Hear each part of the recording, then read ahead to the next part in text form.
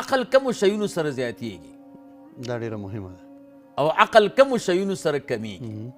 دا یو غټه موضوع ده، خو زه به درته را مختصره کړم. بله. زمونږ علما وایي مشهور شیونه چې عقل ورسره زیاتیږي هغه لس دي. بله. اول شیدې خوړل، د شیدو کې تمام ویټامینس پراته دي. بله. سړی په نارې شیدې څښي، بعد دا د انسان د بدن دپاره هر یو جز دپاره فایده کوي، بیا خاص کر د عقل دپاره. بله. دې وجه نه شیدې چې څوک په خوب کې ویني د هغې نه تعبیر کېږي په علم سره. بله. دویم نمبر چې عقل زیاتی شاتو خوړلو سره. خو د ورځې وړي کې چې شات خوري اوبو کې به یې ژمي کې همدغسې. دریم نمبر شنه دڼیا خوړل، وچه دڼیا خوړل، شنه نه.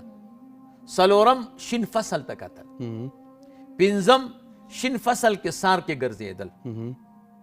شپږم وچه ډوډۍ خوړل. موږ او تاسو خو ګرمو ډوډۍ پسې ګرځو، خو وچه ډوډۍ خوړلو سره دې سره عقل زیاتېږي.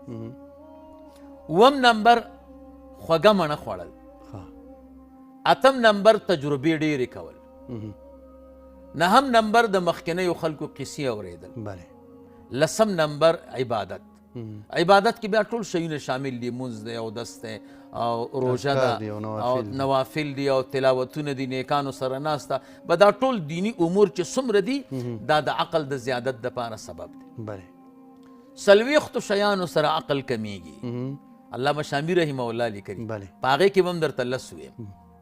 اول نمبر کله چې سړی اودس کوي، کوم ځای کې چې اودس کوي هلته نجاست پروت دی، دی نجاست ته ګوري، پلیتۍ ته ګوري، دې سره عقل چې دی کمیږي. دویم نمبر خپل عورت ته کتل. دریم نمبر هلته د استنجا په ځای کې خبرې کول. زمونږ دا ځوانان که فکر دې کړی د موبایل ګوري بیت الخلا کې، میسیج اوري مو میسیج یې کوي، نو ځکه هوښیار هم دي، دې سره عقل ختمیږي. څلورم کم ځای کې چې سړی اودس کوي لاس او پښې وینځي هلته به لاړې نه توکوي. پنځم نمبر هلته به خپله پزه نه پاکوي. کله چې اودس کوي او لاړې توکولي، خراش کې توکولي، په کار دا ده چې د هغې ځای نه پورته شي بل ځای کې، هلته به یې نه کوي. شپږم نمبر کله چې اودس یې وکړه نو په لمنه باندې مخ وچول، دې سره عقل کمزوری کېږي. اووم نمبر ادیره کې په دې قبرونو باندې چې کوم لیکل دي فلانی د فلاني بچی وفات شوی دی په دې تاریخ، یا بعضې خلکو آیت الکرسي لیکلی، دا خو غلط کار کړی. په قبرونو باندې تلاوتونه لیکل، آیاتونه لیکل، دا ناروا دي. د هغې وجه دا ده چې خلک د هغې احترام نه کوي، هغې باندې اوبه تویږي، هغه لاندې غورځېږي، اکثر په د حیوانات هم ګرځي، او نه مړي ته فایده ده. مړي ته فایده د تلاوت ته، خو په هغې کې چې کوم لیکل دي چې فلانی د فلاني بچی په دې تاریخ مړ دی، دې سره علامه شامی رحمه الله فرمایي عقل او ذهن ورسره کمزوری کېږي. او اتم نمبر ادیره کې خندا کول. نهم نمبر ګرمه ډوډۍ خوړل.